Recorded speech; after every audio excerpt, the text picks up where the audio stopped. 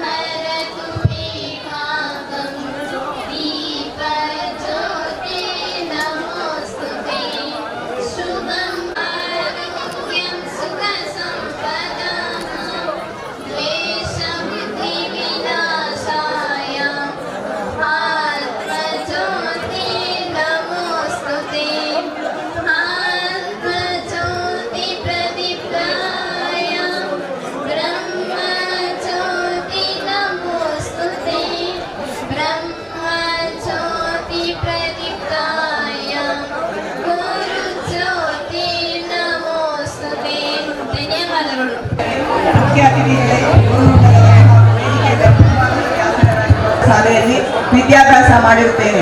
ಹಾಗೆಯೇ 1990ರಲ್ಲಿ ಪ್ರೌಢಶಾಲಾ ವಿಭಾಗದ 8ನೇ ತರಗತಿಗೆ ಪ್ರವೇಶ ಪಡೆದು ಇದೇ ಶಾಲಾ ಆವರಣದಲ್ಲಿ 1993ರ ತನಕ 8ರಿಂದ 10ನೇ ತರಗತಿಯವರೆಗೆ ಅಭ್ಯಾಸ ಮಾಡಿರುತ್ತೇನೆ. 1983ರಿಂದ 1993ರ ತನಕ ಅಭ್ಯಾಸ ಮಾಡಿ ಈ ಆವರಣದಲ್ಲಿ ಆಟೋಟಗಳಲ್ಲಿ ಭಾಗವಹಿಸಿದ್ದು ಮರೆಯಲಾರದ ಅವಿಸ್ಮರಣೀಯ ದಿನಗಳು ಹಾಗೂ ಆ ದಿನಗಳಲ್ಲಿ ನಮಗೆ ವಿದ್ಯಾರ್ಜನೆ ಮಾಡಿದ ಪ್ರಾಥಮಿಕ ಮತ್ತು ಪ್ರೌಢಶಾಲಾ ವಿಭಾಗದ ಗುರುವೃಂದದವರು ನಮಗೋಸ್ಕರ ಮಾಡಿದ ತ್ಯಾಗ, ಅರ್ಪಣೆ, ನಮ್ಮನ್ನು ತಿದ್ದಲು ಕೈಗೊಂಡ ಕ್ರಮಗಳು, ಕಲಿಸಿದ ಶಿಸ್ತು, ನೀಡಿದ ಮಾರ್ಗದರ್ಶನ ನಿಜಕ್ಕೂ ಒಂದು ಅದ್ಭುತ ಹಾಗೂ ಅವಿಸ್ಮರಣೀಯ. ಒಂದೇ ಮಾತಿನಲ್ಲಿ ಹೇಳಬೇಕೆಂದರೆ ಗೋಲ್ಡನ್ ಡೇಸ್ ಎಂದು ಹೇಳಬಹುದು. ಇಂತಹ ಗುರುವೃಂದವನ್ನು ಪಡೆದ ನಾವುಗಳೇ ಧನ್ಯವಂತರು. ಅವರು ಹಾಕಿಕೊಟ್ಟ ಮಾರ್ಗದರ್ಶನದಲ್ಲಿ ನಾವು ಬೆಳೆದು ಈ ದಿನ ಅನೇಕ ಸ್ನೇಹಿತರು ಸರ್ಕಾರಿ ನೌಕರರಾಗಿದ್ದಾರೆ, ಕೆಲವರು ಖಾಸಗಿ ವಲಯದಲ್ಲಿ ನೌಕರರಾಗಿದ್ದಾರೆ, ಕೆಲವರು ವ್ಯವಹಾರ ವಲಯದಲ್ಲಿ ತೊಡಗಿಸಿಕೊಂಡು ಉನ್ನತ ಸ್ಥಿತಿಯಲ್ಲಿದ್ದಾರೆ, ಕೆಲವರು ವ್ಯವಸಾಯ ಕ್ಷೇತ್ರದಲ್ಲಿ ತೊಡಗಿದ್ದು ಉತ್ತಮ ಸ್ಥಿತಿಯಲ್ಲಿದ್ದಾರೆ, ಕೆಲವರು ಉತ್ತಮ ಗೃಹಿಣಿಯರಾಗಿ ಕುಟುಂಬದ ಜವಾಬ್ದಾರಿಯನ್ನು ಹೊತ್ತು ಆದರ್ಶ ಮಹಿಳೆಯರಾಗಿದ್ದಾರೆ.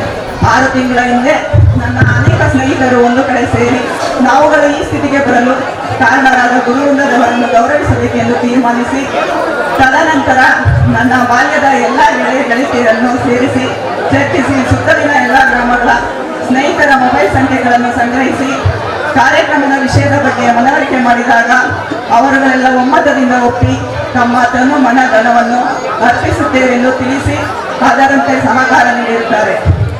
ಆ ಒಗ್ಗಟ್ಟಿನ ಮಂತ್ರದ ಪ್ರಯತ್ನದ ಫಲವೇ ಈ ದಿನದ ಮಹತ್ವಪೂರ್ಣ ಗುರುವಂದನಾ ಕಾರ್ಯಕ್ರಮ ಹಾಗೂ ನೆನಪಿನಲ್ಲಿ ಉಳಿಯುವ ಈ ಕಾರ್ಯಕ್ರಮದಲ್ಲಿ ಭಾಗವಹಿಸಿರುವ ಗಣ್ಯರು, ಅತಿಥಿಗಳು, ಗುರುವೃಂದದವರು ನಮ್ಮಗಳನ್ನು ಹರಸಿ ಹಾರೈಸಿ ಈ ಕಾರ್ಯಕ್ರಮವನ್ನು ಯಶಸ್ವಿಗೊಳಿಸಲು ಕಾರಣೀಭೂತರಾಗಬೇಕೆಂದು ತಮ್ಮಲ್ಲಿ ವಿನಯಪೂರ್ವಕವಾಗಿ ವಿನಂತಿ ಮಾಡಿಕೊಳ್ಳುತ್ತಾ ಪ್ರಾಸ್ತಾವಿಕ ನುಡಿಗಳನ್ನು ನುಡಿಯಲು ಅನುವು ಮಾಡಿಕೊಟ್ಟಾಗ ಸ್ವಲ್ಪ ಕಾಪರ್ ಅನ್ನ ಮಿಕ್ಸ್ ಮಾಡಿ ನಮ್ಮನ್ನ ಸರಿಯಾದ ರೀತಿಯಲ್ಲಿ ಉಪಯೋಗಿಸಬಹುದು ಅನ್ನೋ ರೀತಿಯಲ್ಲಿ ಮಾಡಿದ ನಮ್ಮ ಎಲ್ಲ ಗುರುಗಳಿಗೆ ಇವತ್ತು ಗುರುಪೂರ್ಣಿಮೆಯ ಮತ್ತೊಮ್ಮೆ ಶುಭಾಶಯಗಳು. ಅದ್ಭುತವಾಗಿ ಮಾತಾಡಿದ್ರು, ಅವರಿಗೆ ಜೋರಾದ ಚಪ್ಪಾಳೆ ಅವರಿಗೆ ಸಾಧ್ಕೊಳ್ಳೋಣ.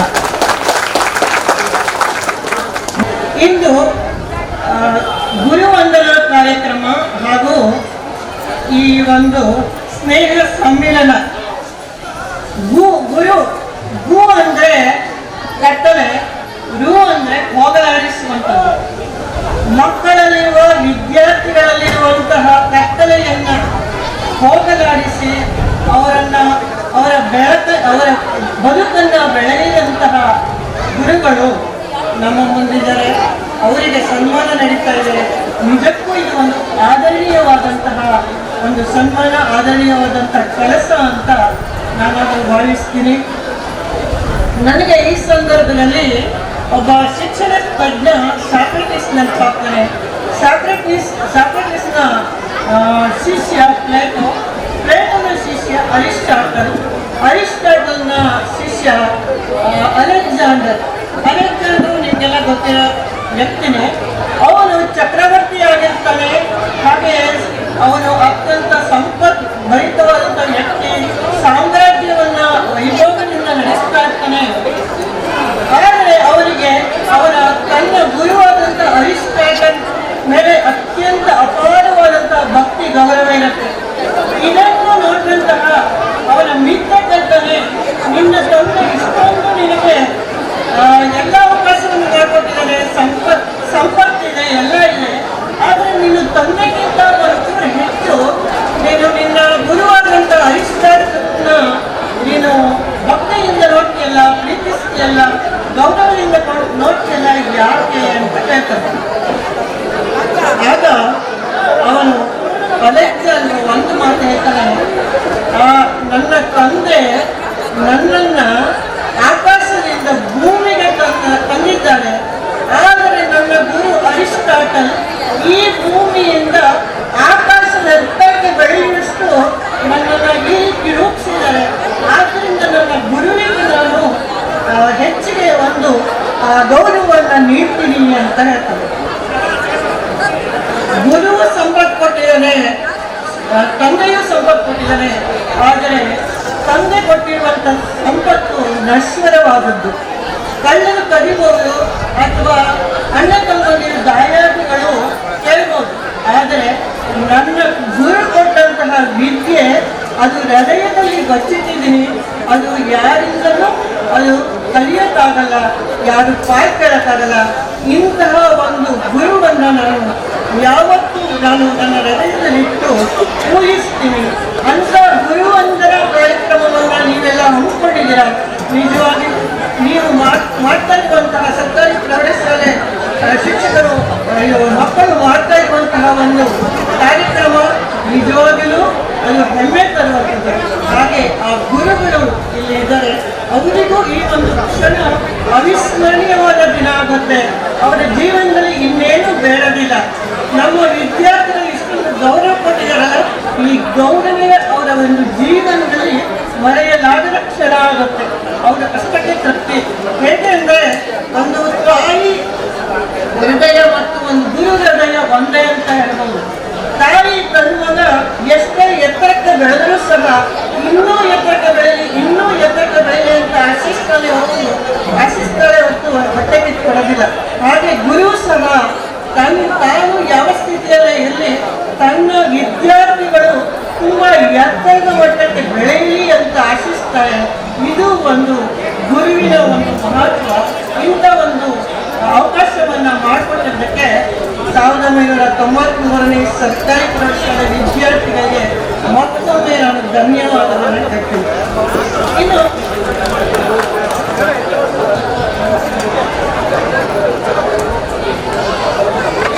ಶ್ಲೋಕ ಇದೆ, ಅನ್ನದಾನಂ ಪರಂದಾನಂ ವಿದ್ಯಾದಾನಂ ಅತಃಪರಂ ಅನ್ನೇನ ಕ್ಷಣಿಕ ತೃಪ್ತಿ ಯಾವ ಜೀವಂತ ವಿದ್ಯೆಯ ಅಂತ.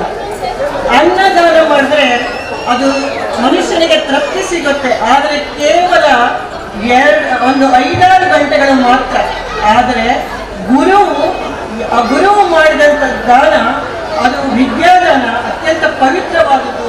ಅದು ಅವರ ತನ್ನ ಜೀವನ ಪೂರ್ತಿ ಅದರ ಒಂದು ಉಪಯೋಗವನ್ನು ಪಡ್ಕೊತಾ ಇರ್ತಾರೆ. ಹಾಗಾಗಿ ಇವತ್ತಿನ ವಿದ್ಯಾರ್ಥಿಗಳು ಅಷ್ಟು ಎತ್ತರಕ್ಕೆ ಬೆಳೆಯೋಕ್ಕೆ ಸಾಧ್ಯವಾಗಿದೆ ಅಂತ ನಾನು ಹೇಳ್ತೀನಿ. ಇನ್ನು 3 ನಿಮಿಷ ಅಂತ ಇದರಿಂದ ಮುಗಿಸ್ತಾ ಇದ್ದೀನಿ ಮೇಡಮ್. ಇನ್ನು ಕೊನೆಯದಾಗಿ ನಮ್ಮ ಒಂದು ಸರ್ಕಾರಿ ಶಾಲೆಗೆ ಲಾಸ್ಟ್ ಇಯರ್ 2023-24ನೇ ಸಾಲಿನಲ್ಲಿ ಇದೇ ಗುರುಗಳಲ್ಲಿ ಒಬ್ಬರಾದಂತಹ ಶಿವಲಿಂಗಯ್ಯ ಸರ್ ಅವರು ನಮಗೆ ಧನ ಸಹಾಯ ಮಾಡಿ ನಮ್ಮ ಶಾಲೆಯ ಅಭಿವೃದ್ಧಿಗೆ ಕಾರಣರಾಗಿದ್ದಾರೆ. ಆದ್ದರಿಂದ ಅವರನ್ನು ನಾನು ಇವತ್ತು ನೆನೆಸ್ಕೊಳ್ಳೇಬೇಕು. ಹಾಗೆ ಮಾಗಡಿ ರೋಟರಿನ ಪ್ರಭಾಕರ್ ಸರ್ ಅವರು ನಮ್ಮ ಶಾಲೆ ಹೆಣ್ಣು ಮಕ್ಕಳಿಗೆ ಸೈಕಲ್ ಕೊಡಕ್ಕೆ ಬಂದಿರುತ್ತಾರೆ. ಆ ಸರ್ಗೂ ಸಹ ನಾನು ನನ್ನ ಶಾಲಾ ಮಕ್ಕಳ ಪರವಾಗಿ ಹಾಗೂ ಎಲ್ಲ ಶಿಕ್ಷಕರ ಪರವಾಗಿ ಮತ್ತು ವೈಯಕ್ತಿಕವಾಗಿ ಆಭಾರಿಯಾಗಿರ್ತೀನಿ, ಧನ್ಯವಾದವನ್ನು ಹೇಳ್ತೀನಿ ಅಂತ ಹೇಳ್ತಾ, ಇನ್ನು ಒಂದೇ ಒಂದು ಮಾತು, 92-93ನೇ ಇಸ್ವಿಯ ಸರ್ಕಾರಿ ಪ್ರೌಢಶಾಲೆಯಲ್ಲಿ ಓದಿದಂತಹ ಮಕ್ಕಳು ಒಳ್ಳೆಯ ಒಂದು ನಾಂದಿ ಹಾಕಿದ್ದಾರೆ. ಏನು ಗುರುಗಳನ್ನು ವಂದಿಸುವಂತಹ ಒಂದು ಕಾರ್ಯಕ್ರಮ ಇದು ಎಲ್ಲ ಅನುಕರಣೀಯವಾಗಿ ಬರಬೇಕು. ಇತರ ಬ್ಯಾಚಿನ ವಿದ್ಯಾರ್ಥಿಗಳಿಗೂ ಸಹ ಅನುಕರಣೀಯವಾಗಿರಬೇಕು. ಇದು ಹೀಗೆ ಸಾಗಲಿ ನಿರಂತರವಾಗಿ ಅಂತ ಹೇಳ್ತಾ ನನ್ನ 2 ಮಾತುಗಳನ್ನು ಕೇಳಿದ್ದಕ್ಕೆ ಎಲ್ಲರಿಗೂ ಧನ್ಯವಾದಗಳು. Thank you madam, thank you. ಇದೀಗ ಕಾರ್ಯಕ್ರಮಕ್ಕೆ ರೋಟೇರಿಯನ್ ಶ್ರೀಧರ್ KN ಅವರು, ಇವರು president Rotary silk city Ramanagara ಕಾರ್ಯಕ್ರಮ ಬಂದಿದ್ದಾರೆ. ಸರ್ ನಮಸ್ಕಾರ, ಕಾರ್ಯಕ್ರಮಕ್ಕೆ ಸ್ವಾಗತ. ಇವರ ಒಂದು ರೋಟರಿ ಕ್ಲಬ್ ವತಿಯಿಂದ, ರೋಟರಿ ಸಿಲ್ಕ್ ಸಿಟಿ ರಾಮನಗರದ ವತಿಯಿಂದ ರಕ್ತದಾನ ಶಿಬಿರ ಮಾಡ್ತಾ ಇದ್ದಾರೆ. ಆ ಒಂದು ಶಿಬಿರದಲ್ಲಿ ನೀವೆಲ್ಲರೂ ಪಾಲ್ಗೊಳ್ಬೋದು, ಯಾರು ಬೇಕಾದ್ರೂ ಹೋಗಿ ರಕ್ತದಾನ ಮಾಡ್ಬೋದು. ರಕ್ತದಾನ ಮಾಡಿದ್ರೆ ಆರೋಗ್ಯ ತುಂಬಾ ಚೆನ್ನಾಗಿರುತ್ತೆ, ಅದ್ಭುತವಾದಂಥ ಕೆಲಸ. ನೀವು 3 ತಿಂಗಳು ಮುಂಚೆ ಏನಾದ್ರು ರಕ್ತದಾನ ಮಾಡಿದ್ರೆ ಬೇಡ, 3 ತಿಂಗಳು ಆಗಿದ್ರೆ ರಕ್ತದಾನ ಮಾಡ್ಬೋದು. ಅಯ್ಯೋ ನಾನು ರಕ್ತ ಕೊಟ್ಬಿಟ್ರೆ ಏನೋ ಸುಸ್ತಾಗ್ಬಿಡ್ತೀನಿ ಅಂತ ನೀವು ಅಂದ್ಕೊಂಡ್ರೆ, ಡಾಕ್ಟ್ರು ನಾನು ಹೇಳ್ತಾ ಇದ್ದೀನಿ ಏನೂ ಆಗಲ್ಲ, ರಕ್ತವನ್ನು ಕೊಟ್ಟು ಜೀವ ಉಳಿಸಿ ಅಂತ ಹೇಳಿ ನಿಮ್ಗೆಲ್ರಿಗೂ ಕೇಳ್ಕೊತಾ ಇದ್ದೀವಿ. ಈಗ ನಮ್ಮ ಗುರುವಂದನಾ ಕಾರ್ಯಕ್ರಮವನ್ನು ಮುಂದುವರ್ಸೋಣ. ಗುರುವಂದನಾ ಕಾರ್ಯಕ್ರಮ ಮುಂದುವರ್ಸ್ಬೇಕಾದ್ರೆ ನಮ್ಮ ಪಾಠ ಮಾಡಿಕೊಟ್ಟಂತ ಎಷ್ಟೋ ಶಿಕ್ಷಕರನ್ನು ನೆನೆಸ್ಕೊಳ್ಳುವಂಥ ಸಮಯ. ಆದರೆ ಏನು ಅಂದರೆ ಈ ಕೆಲವು 3 ಶಿಕ್ಷಕರು ನಮ್ಮ ಜೊತೆ ನಿಮಿಷದ ಸಂತಾಪ ಸೂಚಿಸೋಣ. ಅವರ ಹೆಸರುಗಳನ್ನು ನಮ್ಮ ಸರ್ ಹೇಳ್ತಾರೆ. ಈಗ ನಾರಾಯಣ ಸ್ವಾಮಿ ಸರ್ ಅವರು ಹಿಂದಿ ಶಿಕ್ಷಕರು, ಮತ್ತೆ ನಾಗರಾಜ್ ಸರ್ ಅವರು HPS, ಶಿವಲಿಂಗಯ್ಯನವರು, ಇವರಿಗೆ ಸಂತಾಪ ಸೂಚೋಣ ಅಂತ ನಿಮಿಷ.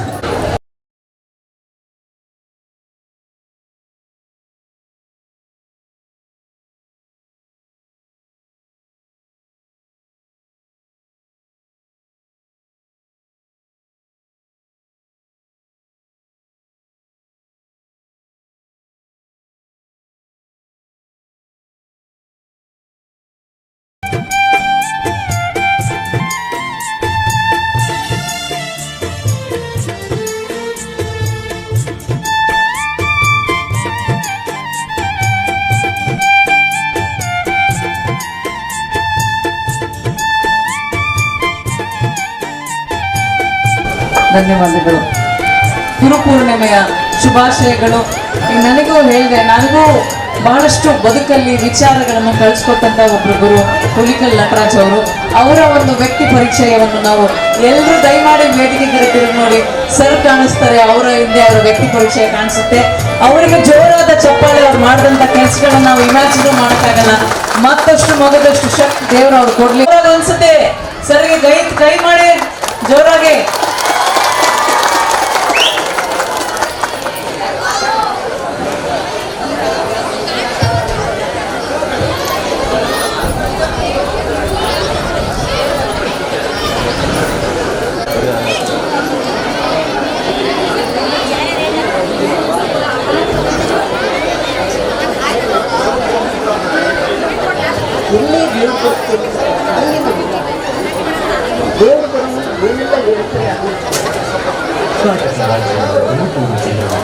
ತುರುವೇಕೆರೆಯ ಪುಟ್ಟದೊಂದು ಹೋಟೆಲ್ ನಡೆಸುತ್ತಿದ್ದರು.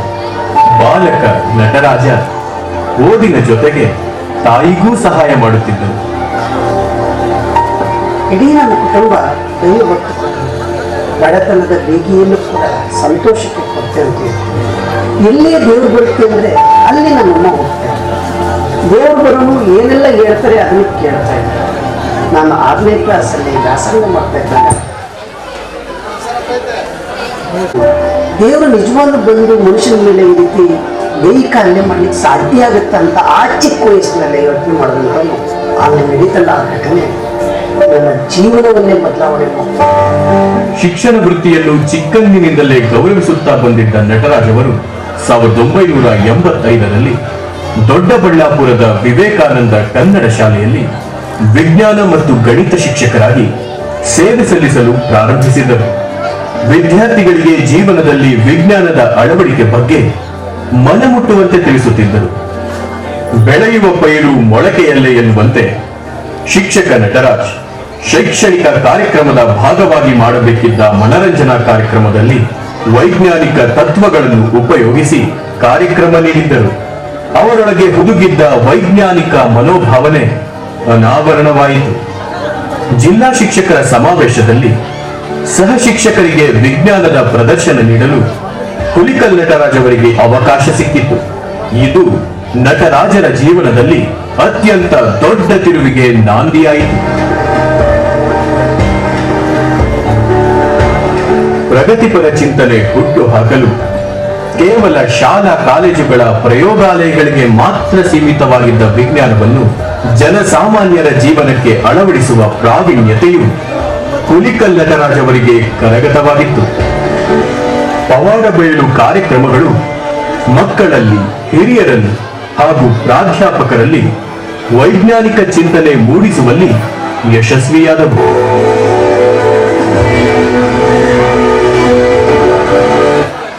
ತಿಳಿಯುವ ತನಕ ಅದು ಪವಾಡ, ನಂತರ ಅದೊಂದು ಚಮತ್ಕಾರ ಅಷ್ಟೇ. ಇದನ್ನು ಪವಾಡ, ದೈವಶಕ್ತಿ ಅಂತ ನಂಬುವುದು ಸರಿಯಲ್ಲ ಎಂದು ಜನರಿಗೆ ಮನವರಿಕೆ ಮಾಡಿಕೊಡಲು ಶಿಕ್ಷಕ ವೃತ್ತಿಯ ಜೊತೆಗೆ ಪವಾಡ ಭಂಜಕನಾಗಿ ರಾಜ್ಯದಾದ್ಯಂತ ಸಂಚರಿಸಿದರು. ಮೂಢನಂಬಿಕೆಯ ವಿರುದ್ಧ ದೊಡ್ಡ ಆಂದೋಲನವನ್ನೇ ಆರಂಭಿಸಿದರು.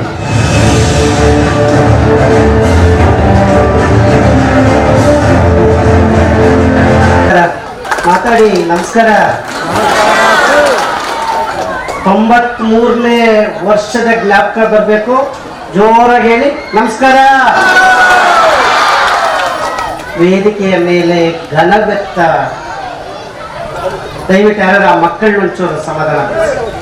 ನಾನು ಜಾಸ್ತಿ ಹೊತ್ತು ಮಾತನಾಡಲ್ಲ. ಘನವೆತ್ತ ಇಡೀ ದೇಶ ಪ್ರಪಂಚದಾದ್ಯಂತ ತನ್ನದೇ ಆದ ಒಂದು ಛಾಪುವನ್ನ ಮೂಡಿಸಿದಂತ ನೇರ ದಿಟ್ಟತನದಿಂದ ಭ್ರಷ್ಟಾಚಾರಿಗಳ ವಿರುದ್ಧ ಎದುರಾಟವಾಗಿ ಹೋರಾಟಗಾರರಾಗಿ ನ್ಯಾಯಪರವಾಗಿ ಪಾರದರ್ಶಕತೆಯನ್ನು ಕೊಟ್ಟಂತಹ ಜಸ್ಟಿಸ್ ಸಂತೋಷ್ ಹೆಗ್ಡೆ ಅವರಿಗೆ ಆರ್ಥಿಕವಾದ ಸ್ವಾಗತ ಮತ್ತು ನಮಸ್ಕಾರ. ವೇದಿಕೆಯ ಮೇಲಿರುವ ಎಲ್ಲ ಪೂಜ್ಯ ಮಹನೀಯರಿಗೆ ಸಾಷ್ಟಾಂಗ ನಮಸ್ಕಾರಗಳು. ನನ್ನನ್ನು ಇಲ್ಲಿಗೆ ಬರಮಾಡಿಕೊಂಡಂತ ರಂಗನಾಥ್ ತೀಂಗಿ 1993ನೇ ಸಾಲಿನ SLCಯ ಎಲ್ಲ ವಿದ್ಯಾರ್ಥಿ ವೃಂದದವರಿಗೆ, ಆಗಿನ ವಿದ್ಯಾರ್ಥಿ ವೃಂದದವರಿಗೆ, ಈಗಿನ ಪ್ರಜ್ಞಾವಂತ ಮನಸ್ಸುಗಳಿಗೆ ಆದರಣೀಯವಾದ ಸ್ವಾಗತವನ್ನ ಕೋರ್ತಾ, ಇದು ನಿಜವಾದ ಕಾರ್ಯಕ್ರಮ. ಇವತ್ತು ಶಿಕ್ಷಣ ಅನ್ನೋದು ಮಾರುಕಟ್ಟೆಯ ಸರಕಾಗಿದೆ. ಸರ್ಕಾರಿ ಶಾಲೆ ಅಂದ್ರೆ ಮೂಗು ಮುರಿಯುವಾಗಿದೆ. ನೋಡಿ, 1993ನೇ ಸಾಲಿನಲ್ಲಿ 19 ಜನ ಶಿಕ್ಷಕರಿದ್ರು. ಅದರಲ್ಲಿ 3 ಜನ ಶಿಕ್ಷಕರನ್ನ ನಾವು ಕಳ್ಕೊಂಡಿದ್ದೀವಿ. ಇನ್ನಿಂದ ಎಲ್ಲ ಶಿಕ್ಷಕ ವೃಂದದವರನ್ನ ಕೃತಜ್ಞತಾ ಪೂರ್ವಕದೊಂದಿಗೆ ಅಭಿನಂದನಾ ಕಾರ್ಯಕ್ರಮವನ್ನ ಮಾಡ್ತಾ ಇದ್ದೀವಿ. ನಾವು ಗುರುಗಳಿಗೆ ಏನು ಕೊಡಕ್ಕಾಗಲ್ಲ, ಇದೇ ನಿಜವಾದ ಗುರು ಕಾಣಿಕೆ. ಈ ಗುರು ಪೂರ್ಣಿಮೆ ಎಂದು ನೀವು ಮಾಡ್ತಾ ಇರೋದು ನಿಮ್ಗಳಿಗೆ ನಮಸ್ಕಾರ. ಅವತ್ತು ಎಂತ ಶಿಕ್ಷಣ ಇತ್ತು ಕೇಳಿಸ್ಕೊಳ್ಳಿ. ಒಂದಕ್ಕಂತ ಒಬ್ಬ ವಿದ್ಯಾರ್ಥಿ ಇರ್ತಾನೆ, ಅವನು ವಿದ್ಯೆ ಕಲಿಬೇಕು ಅಂತ ಋಷಿಗಳ ಹತ್ರ ಹೋಗ್ತಾನೆ. ಅವ್ರು ಅಷ್ಟು ಸುಲಭವಾಗಿ ವಿದ್ಯೆಯನ್ನು ಹೇಳ್ಕೊಡಲ್ಲ. ಅವ್ರು ಗೋದರಿತಾನೆ, ವಿದ್ಯೆ ಕಲಿಸಿ ಅಂತ ಹೇಳಿ ಕೊಡಲ್ಲ. ಶ್ರಮವಾಗಿ ಅವ್ರ ಗೇಟ್ ಹತ್ರನೇ ಕಾಯ್ತಾ ಇರ್ತಾನೆ. ಒಂದ್ಸರಿ ಜೋರಾಗಿ ಮಳೆ ಬರುತ್ತೆ. ಋಷಿ ಹೇಳ್ತಾರೆ ಇವನು ಪರೀಕ್ಷೆ ಮಾಡ್ಲೇಬೇಕು ಅಂತ ಹೇಳಿ. ಆ ಜೋರಾಗಿ ಮಳೆ ಬಂದಾಗ ಫಸಲೆಲ್ಲ ಕಿತ್ಕೊಂಡು ಬರ್ತಾ ಇರುತ್ತೆ. ಒಂದೇ ಬಾಯಲ್ಲಿ ಅಲ್ಲಿ ಮಳೆ ಬರ್ತಾ ಇದೆ, ಅದು ನಿಲ್ಸ್ ಹೋಗು ಅಂತ ಹೇಳಿ ಕಳಿಸ್ತಾರೆ ಗುರುಗಳು. ಆಗ ಒಂದಕ್ಕಲ್ಲಿ ಹೋಗ್ತಾನೆ, ಎಷ್ಟೆಲ್ಲ ಪ್ರಯತ್ನ ಪಡ್ತಾನೆ ಮಣ್ಣನ್ನು ಹಾಕಿ ನಿಲ್ಲಿಸ್ಲಿಕ್ಕೆ. ನೀರ್ ನಿಲ್ಲಲ್ಲ, ಫಸಲು ಹಾಳಾಗ್ತಾ ಇದೆ, ಆಶ್ರಮಕ್ಕೆ ನೀರ್ ನುಗ್ಸ್ತಾ ಇದೆ. ನನ್ನ ಗುರುಗಳಿಗೆ ತೊಂದರೆ ಆಗ್ಬಾರ್ದು ಅಂತ ಹೇಳಿ ಆ ಅಡ್ಡಲಾಗಿ ನೀರಿಗೆ ಅಡ್ಡಲಾಗಿ ಮಲಿಕೊಳ್ತಾನೆ. ಒಂದ ಗುರುವಿಗೆ ಕೊಡುವಂತಹ ಶ್ರೇಷ್ಠತೆಯ ಬದುಕು. ಇಡೀ ರಾತ್ರಿ ಆಗತ್ತೆ, ಆಶ್ರಮದ ಹತ್ರ ಮುಂದಕ್ಕೆ ಬರ್ಲಿಲ್ಲ, ನೀರ್ ನಿಂತಿದೆ. ಒಂದೇ ಎಲ್ಲಿದ್ದೀಯಾ ಅಂತ ಹೇಳಿ ಲಾಟಿನ್, ಆಗಿನ ಕಾಲದ ಲಾಟಿನ್ ಹಿಡ್ಕೊಂಡು ಮುನಿಗಳು ಹೋಗ್ತಾ ಇರ್ತಾರೆ. ಒಂದೇ ಅಂತ ಕರೀತಾರೆ. ಇವನಿಗೆ ಸ್ವರ ಇಲ್ಲ, ಮಣ್ಣು ನೀರು ಚಳಿ ಒಳಗಡೆ ಗುರುಗಳ ಅಪ್ಪಣೆಯನ್ನ ಮಾಡಲೇಬೇಕು ಅಂತ ಅಷ್ಟು ಶ್ರಮದಿಂದ ಭಕ್ತಿಪೂರ್ವಕವಾಗಿ ಅಲ್ಲಿ ಮಲಗಿರ್ತಾನೆ. ಅವನು ಹೇಳ್ತಾನೆ, ಗುರುಗಳೇ ಸೌಂಡ್ ಬರ್ತಾ ಇರಲ್ಲ. ಆಗ ಗುರುಗಳಿಗೆ ಆಶ್ಚರ್ಯ ಆಗತ್ತೆ. ಅಲ್ಲಿ ಹೋಗಿ ನೋಡ್ತಾರೆ, ಒಂದಕ್ಕೆ ಮಲಗಿದ್ದಾನೆ, ನೀರನ್ನ ತಡೆದಿದ್ದಾನೆ. ಆಗ ಗುರುಗಳು ಅವನು ಹೆಪ್ಪಡಿಸಿ ಮತ್ತೆ ಇನ್ನೊಂದು ಶಿಷ್ಯರ ಜೊತೆ ಆ ಮಣ್ಣನ್ನ ಲಾಕಿ ಒಂದಕ್ಕೆ ಕರ್ಕೊಂಡೋಗಿ ಸ್ನಾನ ಮಾಡಿಸಿ ಅವರಿಗೆ ಗುರು ದೀಕ್ಷೆಯನ್ನ ಕೊಡ್ತಾರೆ, ವಿದ್ಯಾಭ್ಯಾಸವನ್ನ ಕೊಡ್ತಾರೆ. ಅಂತ ಕಷ್ಟ ಕಾಲದಲ್ಲಿ ಒಳ್ಳೆಯ ಅತ್ಯುತ್ತಮವಾದ ಮೌಲ್ಯಯುತ ಶಿಕ್ಷಣ ನಡೀತಾ ಇತ್ತು. ಇವತ್ತು ಶಿಕ್ಷಣ ಅನ್ನೋದು ಮಾರುಕಟ್ಟೆಯ ಸರಕಾಗಿದೆ. ಇಲ್ಲಿ ಯೋಚನೆ ಮಾಡಿ, ಅವತ್ತು 19 ಜನ ಇದ್ದಂತ ಈ ಶಾಲೆಯ ಆವರಣದಲ್ಲಿ 2007ರಲ್ಲಿ ನಾನು ಇಲ್ಲಿ ಭಾಷಣ ಮಾಡಕ್ ಬಂದಿದ್ದೆ. ಅಲ್ಲಿ ಇಡೀ ಊರೇ ಕೂತಿತ್ತು ನನ್ನ ಭಾಷಣವನ್ನ ಸಂಜೆ ಕೇಳಲಿಕ್ಕೆ. ಇವತ್ತು ಸರ್ಕಾರಿ ಶಾಲೆಗಳು ಬಿಕೋಣಿಸ್ತಾ ಇದೆ. ಯಾಕೆ? ನಮ್ಮ ಎಲ್ಲ ಪೇರೆಂಟ್ಸ್ಗಳ ಮನಸ್ಸುಗಳು ಖಾಸಗಿ ಶಾಲೆ ಹತ್ರ ಹೋಗ್ತಾ ಇದೆ. ಅಲ್ಲಿಗೂ ಇಲ್ಲಿಗೂ ಎಷ್ಟು ವ್ಯತ್ಯಾಸ ಇದೆ ನೋಡಿ. ಸರ್ಕಾರಿ ಶಾಲೆಯಲ್ಲಿ ಓದಿದಂತ ಮನಸ್ಸುಗಳು ಅತಿ ಎತ್ತರಕ್ಕೆ ಬೆಳೆದಿಲ್ವಾ? ಜೀವನವನ್ನು ರೂಪಿಸ್ಕೊಂಡಿಲ್ವಾ? ಮಾನವೀಯ ಗುಣಗಳನ್ನು ಇಟ್ಕೊಂಡಿಲ್ವಾ? ಅದು ಇಟ್ಕೊಂಡಿರೋದಕ್ಕೆ ಇವತ್ತು ಇಲ್ಲಿ ಬಂದು ಕೂತ್ಕೊಂಡಿದ್ದೀವಿ, ಇಷ್ಟು ಜನರ ಗೌರವಿಸ್ತಾ ಇದ್ದೀವಿ. ದಯವಿಟ್ಟು ಶಾಲೆಗಳಲ್ಲಿ ತಾರತಮ್ಯ ಮಾಡಬೇಡಿ. ಇವತ್ತು ಸರ್ಕಾರಿ, ಅಂದಿನ ಕಾಲದಲ್ಲಿ ಸರ್ಕಾರಿ ಶಾಲೆಗಳು ಇರ್ಲಿಲ್ಲ ಅಂದ್ರೆ ಇವತ್ತು ನಾವು ಬದುಕನ್ನ ಕಟ್ಕೊಳ್ಳಿಕ್ಕೆ ಸಾಧ್ಯ ಆಗ್ತಿರ್ಲಿಲ್ಲ. ಅವ್ರು ಯಾರು ಹೇಳ್ತಾ ಇದ್ರು, ನಿರೂಪಣೆ ಮಾಡೋರು ತುಂಬಾ ಚೆನ್ನಾಗಿ ಹೇಳ್ತಾ ಇದ್ರು, ಮೇಷ್ಟ್ರು ಹೊಡೆಯೋದು ಬಿಟ್ಟಿದ್ಕೆ ಪೊಲೀಸ್ನವರೇ ಜಾಸ್ತಿ ಆಗಿದೆ ಅಂತ ಹೇಳಿ, ಪೊಲೀಸ್ನವ್ರು ಹೊಡೆಯಂಗಾಗಿದೆ ಅಂತ ಹೇಳಿ. ಇವತ್ತು ಮೇಷ್ಟ್ರುಗಳು ತಪ್ಪಿದೆಯಾ? ನಾವೇನಾರ ಮೇಷ್ಟ್ರು ಒಂದು ಹೊಡೆದ್ರೆ ಅವ್ರ ಪೇರೆಂಟ್ಸ್ ಬರ್ತಾರೆ, ಯಾರು ನಿಮ್ಗೆ ಅಧಿಕಾರ ಕೊಟ್ಟರು ಹೊಡಿಲಿಕ್ಕೆ? ಪೇರೆಂಟ್ಸ್ ಬರೋದಿಲ್ಲ, ಅವರಿಂದ ಅನೇಕ ಸಂಘಟನೆಗಳು ಬರ್ತಾರೆ, ಅವರಿಂದ ಇನ್ನ ಮೀಡಿಯಾದವರು ನಿನಗೆ ಅಧಿಕಾರ ಕೊಟ್ಟವರು ಯಾರು ಹೊಡಿಲಿಕ್ಕೆ, ಸಸ್ಪೆಂಡ್ ಮಾಡಿ ಅಂತ. ಇಷ್ಟು ಮಟ್ಟಿಗೆ ಶಿಕ್ಷಕನನ್ನ ನಾವು ಕೀಳು ಮಟ್ಟಕ್ಕೆ ನೋಡ್ಲಿಕ್ಕೆ ಹೊರಟಿದ್ದೀವಿ. ಒಬ್ಬ ತಾಯಿ ಮನಸ್ಸು ಮಾಡಿದ್ರೆ ಒಂದು ಮಗು ಹೊಡೆದಂಗ್ ಮಾಡ್ಬೋದು, ಕೆಟ್ಟದಾಗಿ ಮನಸ್ಸು ಮಾಡಿದ್ರೆ. ಅದೇ ಒಬ್ಬ ಶಿಕ್ಷಕ ಮನಸ್ಸು ಮಾಡಿದ್ರೆ ಇಡೀ ಶಾಲೆನೇ ಸಮಾಜವನ್ನೇ ನಿರ್ಮೂಲನೆ ಮಾಡಬಹುದು, ಕೆಟ್ಟದಾಗಿ ಯೋಚನೆ ಮಾಡಿದ್ರೆ. ಅದೇ ಶಿಕ್ಷಕ ಮನಸ್ಸು ಮಾಡಿದ್ರೆ ಇಡೀ ಭದ್ರ ಬೂನಾದಿಯನ್ನ ಈ ಸಮಾಜಕ್ಕೆ ಕೊಡಬಹುದು. ಅತ್ಯಂತ ಉನ್ನತವಾದ ಸ್ಥಾನ ಯಾರಿಗಾರು ಇದೆ ಅಂದ್ರೆ ಶಾಲೆಗೆ ಬಂದು ಸೀಮೆ ಸುಣ್ಣ ಹಿಡ್ಕೊಂಡು ಭೂಮಿಯ ಒಳಗಡೆ ಮಣ್ಣಾಗುವವರೆಗೂ ಒಂದೇ ಪದ, ಒಂದೇ ಹುದ್ದೆ, ಅದು ಗುರು. ಯಾರಿಗೂ ಇಲ್ಲ. ಆ ಗುರುವನ್ನ ಇವತ್ತು ನೀವೆಲ್ಲ ಜ್ಞಾಪಿಸ್ಕೊಳ್ತಿದ್ದೀರಿ. ನೀವೇನು ತಗೊಂಡೋಗಲ್ಲ ವಿದ್ಯಾರ್ಥಿ ವೃಂದದವರೇ, ಪ್ರಜ್ಞಾವಂತ ತಾಯಂದಿರೇ, ಇವತ್ತು ಗುರುಗಳಿಗೆ ನಮಸ್ಕಾರ ಮಾಡ್ತಾ ಇದ್ದೀರಲ್ಲ, ಗೌರವ ಸಮರ್ಪಣೆ ಮಾಡ್ತಾ ಇದ್ದೀರಲ್ಲ, 1000 ಕೋಟಿ ದೇವರುಗಳಿಗೆ ನಮಸ್ಕಾರ ಮಾಡ್ತಾ ಇದ್ದೀರಿ. ನೀವು ದೇವರುಗಳಿಗೆ ನಮಸ್ಕಾರ ಮಾಡದಿದ್ರೂ ಪ್ರಯೋಜನ ಇಲ್ಲ, ಏನೂ ಆಗಲ್ಲ. ಇವ್ರನ್ನ ಜ್ಞಾಪಿಸ್ಕೊಂಡಿದ್ದೀರಲ್ಲ, ಅವರು ಒಬ್ಬ ಮೀಸ್ಟ್ರು, ಅಲ್ಲಿಂದ ನೆಡ್ಕೊಂಬರಕ್ಕಾಗ್ತಾ ಇಲ್ಲ, ಪಂಚ ಅಲಿಸ್ಕೊತಾ ಇದೆ, ಅವ್ರ ಮೇಲೆ ನಿಂತ್ಕೊಳ್ಳಕ್ಕಾಗ್ತಾ ಇಲ್ಲ ಅವ್ರ ಕೈಲಿ. ಇಷ್ಟು ಒಪ್ಕೊಂಡು ಅವ್ರನ್ನ ಕರ್ಕೊಂಡು ಬಂದ್ರಲ್ಲ, ಇದು ಬಾಂಧವ್ಯದ ಸೆಲೆ, ಇದು ಪ್ರೀತಿಯ ಸೆಲೆ.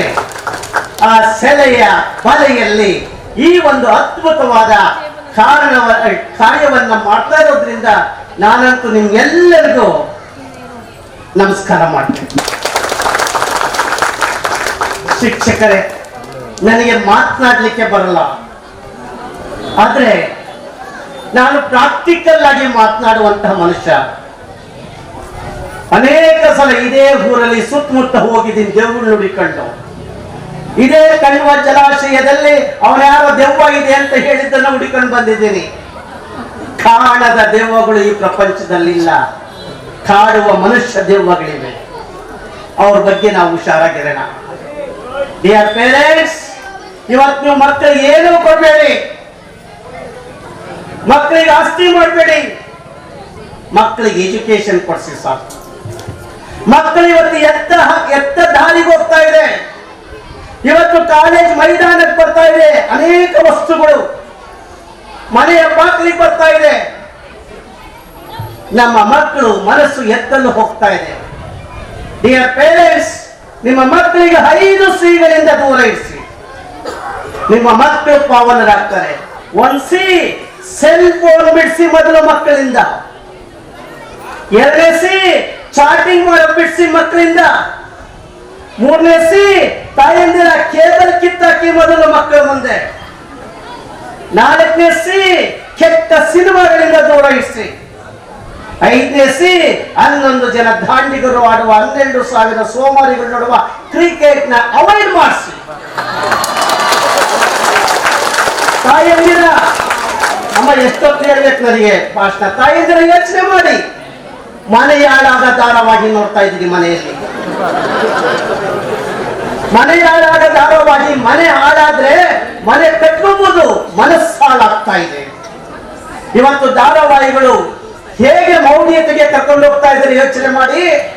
2007ರಲ್ಲಿ ಒಂದು ಧಾರಾವಾಹಿ ಪ್ರಾರಂಭ ಆಗುತ್ತೆ, ಅದರಲ್ಲಿ ಪ್ರೆಗ್ನೆಂಟ್ ಆಗ್ತಾಳೆ ಒಬ್ಬ ತಾಯಿ, ಇಲ್ಲಿವರೆಗೂ ಹೆರಿಗೆ ಆಗಿಲ್ಲ. ಹಾಗಾದ್ರೆ ಮತ್ತೆ ನಾವು ಡಿಪ್ರೆಷನ್ಗೆ ಹೋಗ್ತಾ ಇದ್ದಾರೆ ನಮ್ಮ ಮಕ್ಕಳು, ಆಂಗ್ಸೈಟಿಗೆ ಒಳಗಾಗ್ತಾ ಇದ್ದಾರೆ ನಮ್ಮ ಮಕ್ಕಳು. ದಯವಿಟ್ಟು ಅವಾಯ್ಡ್ ಮಾಡಿಸಿ. ಹಾಗಾದ್ರೆ ಏನ್ ಕೊಡ್ಬೇಕು ನಮ್ಮ ಮಕ್ಕಳಿಗೆ? 5 ಹೈ ಕೊಡಿ. ಇನ್ವೆಸ್ಟಿಗೇಷನ್ ಮಾಡುವ ಕ್ಯಾರೆಕ್ಟರ್ ಕೊಡಿ, ಇನ್ವಾಲ್ವ್ಮೆಂಟ್ ಆಗುವ ಕ್ಯಾರೆಕ್ಟರ್ ಕೊಡಿ, ಇನ್ನೋವೇಟಿವ್ ಆಗುವಂತ ಕ್ಯಾರೆಕ್ಟರ್ ಕೊಡಿ, ಇನ್ಫಾರ್ಮೇಶನ್ ಗ್ಯಾದರ್ ಮಾಡುವಂತಹ ಕ್ಯಾರೆಕ್ಟರ್ ಕೊಡಿ. ಆಗ ನಿಮ್ಮ ಮಕ್ಕಳು ಒಂದಿಷ್ಟು ತಮ್ಮ ಬದುಕನ್ನ ಕಟ್ಕೊಳ್ತವೆ. ಇಲ್ಲ ಹಿಡಿ ಒಡಿ ಕೊಲ್ಲು ಸಂಸ್ಕೃತಿ ಬರುತ್ತೆ. ಸಂತೋಷ್ ಹೆಗ್ಡೆ ಅಂತವರು ಇನ್ನು ಮುಂದೆ ಸಿಕ್ತರೋ ಏನೋ ಗೊತ್ತಿಲ್ಲ, ಅವರಷ್ಟೇ ಬರ್ತಾ ಇದ್ರು. ಭ್ರಷ್ಟಾಚಾರ ನಿಂತಿದೆಯಾ? ಹಗರಣಗಳು ನಿಂತಿದೆಯಾ? ಯಾಕೆ ನಾವು ಆ ರೀತಿಯ ಮೌಲಿಕ ಶಿಕ್ಷಣಗಳನ್ನು ಕೊಡ್ತಾ ಇಲ್ಲ? ನಾವು ಓದ್ಬೇಕಾದಾಗ ನಮ್ಗಿದ್ದಿದ್ದು ಶಿಕ್ಷಣ 4 ಪೀರಿಯಡ್ ಅಷ್ಟೇ ಪಾಠ, ಇನ್ನು 3 ಪೀರಿಯಡ್ ಸತತವಾಗಿ ಬರೀ ನೀತಿ ಪಾಠಗಳನ್ನ ಹೇಳ್ತಾ ಇದ್ರು. ಆ ನೀತಿ ಪಾಠಗಳನ್ನು ಹೇಳಿದ್ರಿಂದಲೇ ಇವತ್ತು ಇಲ್ಲಿ ಬಂದು ನಿಂತ್ಕೊಳ್ಳಿಕ್ಕೆ ಸಾಧ್ಯ ಆಗತ್ತೆ. ಇವತ್ತು ಜಗತ್ತು ಹತ್ರ ಆಗ್ತಾ